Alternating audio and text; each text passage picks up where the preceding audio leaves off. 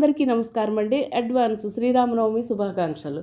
భారతీయ సంస్కృతికి వేదం ఆధారం. అది పుష్ప ఫలవంతమై చల్లని నీడిచ్చే వృక్షరూపంగా ప్రసరించింది రామాయణ మహాభారతముల వల్లనే. శ్రీరామనవమి సందర్భంగా రామాయణం గురించి నేను చదివిన కొన్ని విషయాలు మీతో పంచుకుంటాను.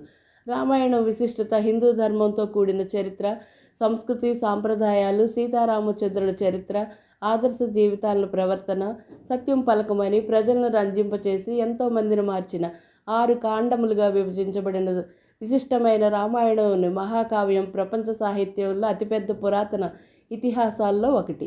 దాదాపు 24,000 శ్లోకాలను కలిగి ఉంది. వాల్మీకి రామాయణం క్రీస్తు శకం 500 ప్రాంతాల్లో వ్రాయబడిందని నమ్ముతారు. రామాయణంలో జీవితాన్ని ఎలా గడపాలి, ఎలా ఉండకూడదో ఉదాహరణగా చూపించే అనేక రకాల పాత్రలు ఉన్నాయి. మన తర్వాత తరం వారికి నేర్పించాల్సిన విలువలను, గొప్ప ఇతిహాసాన్ని రామాయణం ప్రబోధిస్తుంది. రాముడు, సీత, లక్ష్మణుడు, హనుమంతుడు మరియు ఇతర పాత్రలను హిందూ పురాణ దేవతలుగా పరిగణిస్తారు. యువరాజు రాముడిని విష్ణువు యొక్క 7వ అవతారమని, హనుమంతుడు శివుని అవతారంగా భావిస్తారు. రామాయణం అనే పేరు ఎలా వచ్చిందో చూద్దాం. అయినము అంటే నడక అని అర్థం. రామాయణం అంటే రాముని యొక్క నడక అని అర్థం.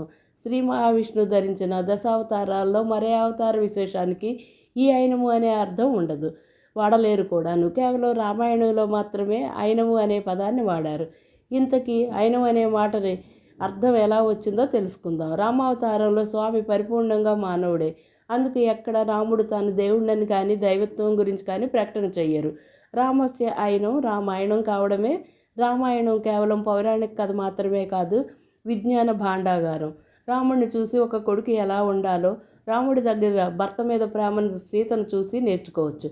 అన్నదమ్ముల మధ్య అనుబంధం ఎలా ఉండాలో రామలక్ష్మణులను చూసి నేర్చుకోవచ్చు. రామాయణాన్ని చదవడం ద్వారా శత్రువుల్ని అవలీలగా జయించవచ్చు. స్త్రీలు రామాయణాన్ని విన్నా చదివినా రాముడి వంటి పుత్రుడు కలుగుతాడు. పెళ్లి కాని వారు చదివితే శ్రీరాముడు వంటి భర్త లభిస్తాడు. ఇంకా దీర్ఘాయుషు, సకల సిద్ధి, దైవానుగ్రహం కలుగుతాయి. దీర్ఘకాలిక రోగాలు, అకాల మృత్యు దోషాలు తొలగిపోతాయి. శ్రీరామనవమి శ్రీరాముడి యొక్క జన్మదిన వేడుక. చైత్రశుద్ధ నవమి, పునర్వసు నక్షత్ర, కర్కాటక లగ్నము మధ్యాహ్న సమయం నందు రాముడు జన్మించారు. ఉగాది రోజు మొదలుకొని 9 రోజులు జరుపుకున్న వసంత నవరాత్రుల ఆఖరి రోజు శ్రీరామనవమి. ఆ రోజున సీతారామ కళ్యాణం చేస్తారు. మర్నాడు దశమి రోజున పట్టాభిషేకం జరుపుతారు. రాముడి ఆలయం లేని ఊరంటూ భారతదేశంలో ఉండదు.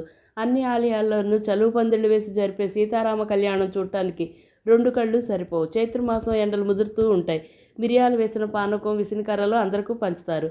కళ్యాణంలోని తలంబ్రాల కోసం భక్తులు గుమ్మి కొడతారు. మన ఇంట్లో కూడా శ్రీరాముని పూజ జరుపుకొని శ్రీరాముని అనుగ్రహం అందరికీ పంచుదాం.